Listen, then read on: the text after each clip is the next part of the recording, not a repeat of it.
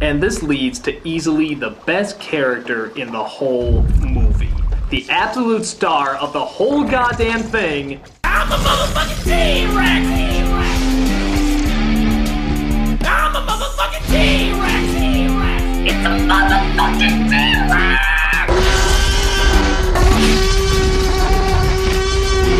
This badass mother owns it. This scene is about as perfectly paced and perfectly suspenseful as a scene can get. I'm a motherfucking T-Rex! I'm a motherfucking T-Rex! I think everything about her can be summed up in that one awesome roar. Oh god, I bet if you translated that roar, every single one would declare her ability of just owning this goddamn movie. Boy,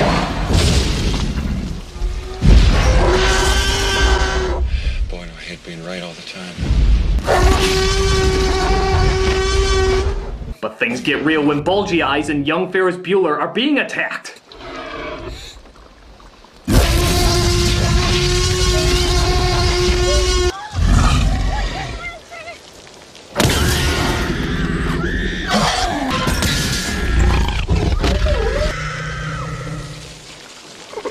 Little comedy from me, the Goldblum.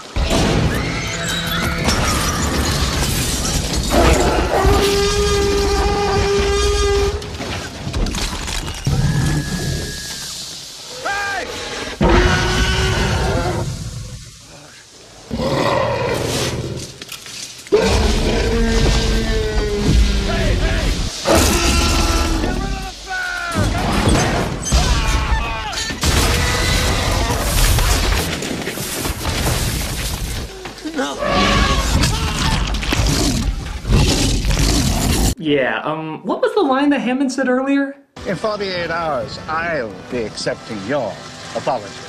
I'm sorry I ever took you on as a client! Ah! Lawyer. Tastes like deep-rooted insecurity and bitterness.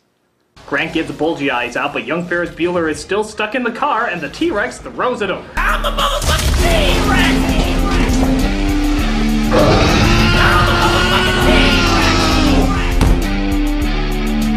I'm sorry, I need a minute to recover from such awesomeness. Play the music!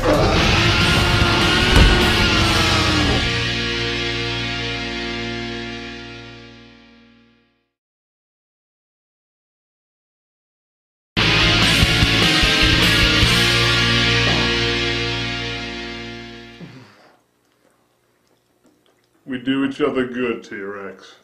We do each other real good.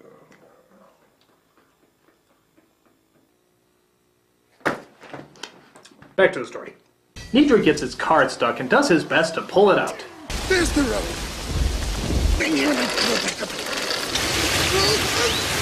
Was that a cartoon sound effect? Did Schumacher take over for 1 second of filming?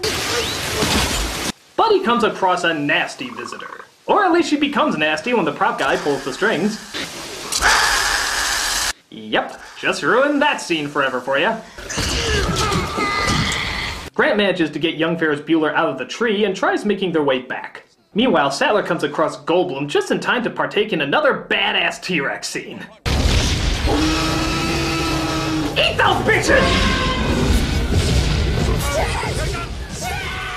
Don't forget the mirror scene that proportionally makes no sense, but it's still so goddamn cool. Yeah, that so doesn't add up. Hey, look on the bright side. At least you gave Toy Story 2 something to parody. The next morning, Grant and the kids come across some friendly brachiosauruses. I have to admit, this is one of the lesser effects in the movie. I don't know, maybe because it's at a profile, but does anyone else think it looks like just a giant, expensive sock puppet? Can I touch it? Sure. Just think of it as kind of a big cow. I like cows. Well, I know we sounded weird to me too. Not that you can make the phrase, I like cows, sound all that natural, but it goes pretty Lucas there, doesn't it? I like cows. But I don't like sand. Here. I like snot. Suddenly, Grant discovers the dinosaurs are breeding, which seems impossible seeing how all of them are females. They mutated the dinosaur genetic code. and blended it with that of frogs.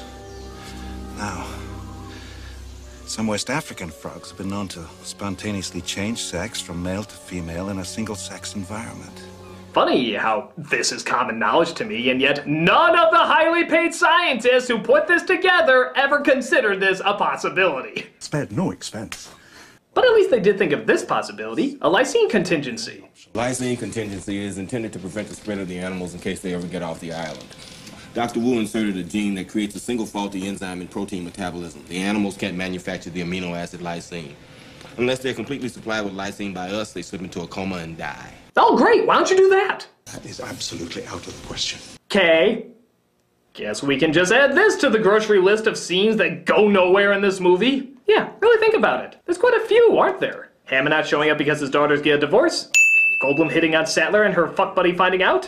Digging through dino shit? The lysine? Those weird fucking goggles? What was the point of all those? Spared no expense. You spared purpose, though. Lots and lots of purpose. But I've had it with these motherfucking dinosaurs on this motherfucking island agrees to shut down the system and restart it. Oh, why don't I just shoot all my movies at a lighthouse? I can write that in somehow. It's on. It worked. What do you mean it worked? Everything's still off. Well, maybe the shutdown tripped the circuit breakers. All we have to do is turn them back on. Where are the breakers? Maintenance shed, the other end of the compound. 3 minutes, I can have power back on the entire park. Well, now, just to be safe, I want everybody in the emergency bunker. Wait, did I just hear that right? You're sending the only computer guy on the island outside with the killer dinosaurs alone? Huh, can't see anything going wrong there. Something went wrong. I'm gonna go get the power back on. You can't just stroll down the road. Oh, you mean like the way you just let that guy stroll down the road? Oh yeah, the black dude can handle his own, but when the pretty white lady has to go, hell no, suit up, it's too dangerous out there. Even Hammond can't bear to see her go where they easily toss the black guy. It ought to be me really going. Why? Well, I'm, and you're, Look, we can discuss sexism and survival situations when I get back. It is funny him confusing strength and gender, seeing how most of the things on the island trying to kill him have a vagina. So Sattler makes it to the building and turns on the power just as young Ferris Bueller is climbing the fence. I'm gonna count to 3. 1, 2. Tim! No, Tim! Well, at least we know what we're having for dinner. Oh, Timmy! Yes, thank God! Sattler, on the other hand, could be better. Mr. Arnold. Why did nobody tell me it wasn't just a stroll down the road? She gets out okay, but Velociraptor Dundee seems to have his own problems to deal with.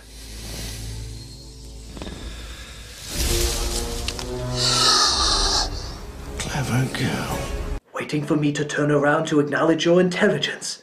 Clever, gloating, egotistical girl. Ah! Yep, if you haven't noticed, these things are damn smart. Even when Grant leaves the kids alone in a building with no locked doors. How stupid. They manage to open up the doors, corner them in the kitchen, and yet somehow never manage to get these twerps. Yeah, you go on and on about how smart they are and how they can even track die-hard hunters, yet 2 little kids with literally no way out give them the slip? I mean, couldn't they just be like... Oh, Stephanie, could you be awesome and stand guard at the door while I sniff our dinner out? Of course, Vanessa. Thank you. No prob. Hey, did you hear about Andrea's spontaneous change of sex? Yeah, that was weird. So like I said, the kids get away and meet up with Grant and Sattler, who get them to the control room to turn everything back on, including the door locks. Which was kind of stupid, hooking up everyday door locks to their computer. Should have thought that one through. Spared no expense.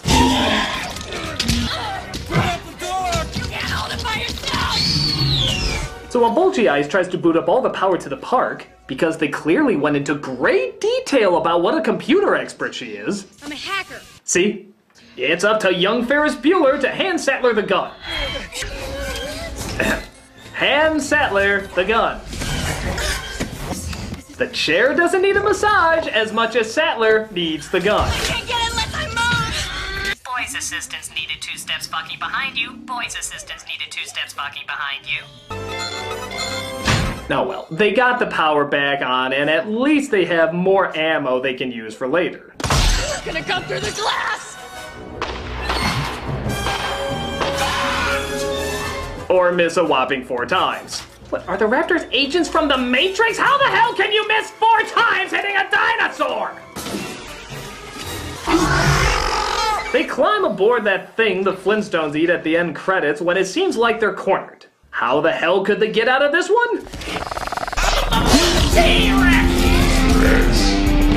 Yeah! I'm a motherfucking T-Rex! God damn it, I love you, T-Rex! You are the most awesome goddamn thing! Even though it makes no sense how they couldn't hear you come in, even though your footsteps always make the ground shake, you just gave the most epic, awesome ending this movie deserved!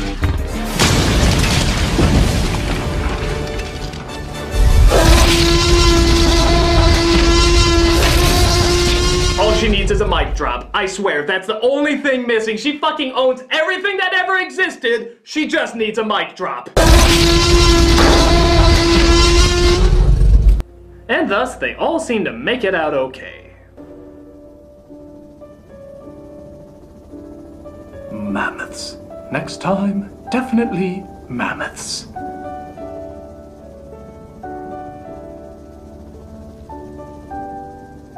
Aw, my touching story arc is complete. Let's split in the third film. Okay. And the moral of the story, kids, when a white Scottish man offers you to see his park, you say no. And that's Jurassic Park. It's got its flaws, even some major flaws, but I'm sorry, it's still fucking awesome. The effects for the most part still look great. The story is not devoid of intelligent conversation. The characters, though maybe a little too simplistic at times, are still likable. And it still has the size and scope to not only enchant, but also scare. It's suspenseful and fun despite that there's some typical Spielberg moments, both good and bad. Not to mention just the straight up awesome factor. It knows what to give the audience and just how much suspension of disbelief we can lend to still enjoy it. As action-packed adventures go, this is one that is still a lot of fun and very impressive. And of course, let's be honest here, it made the T-Rex a motherfucking star again. Drop that mic, bitch!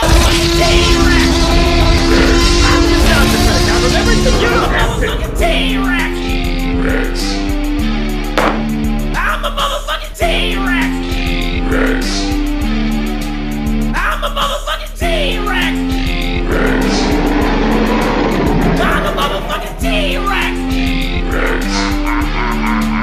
I'm a motherfucking T-Rex! I'm a motherfucking T-Rex! I'm a motherfucking T-Rex!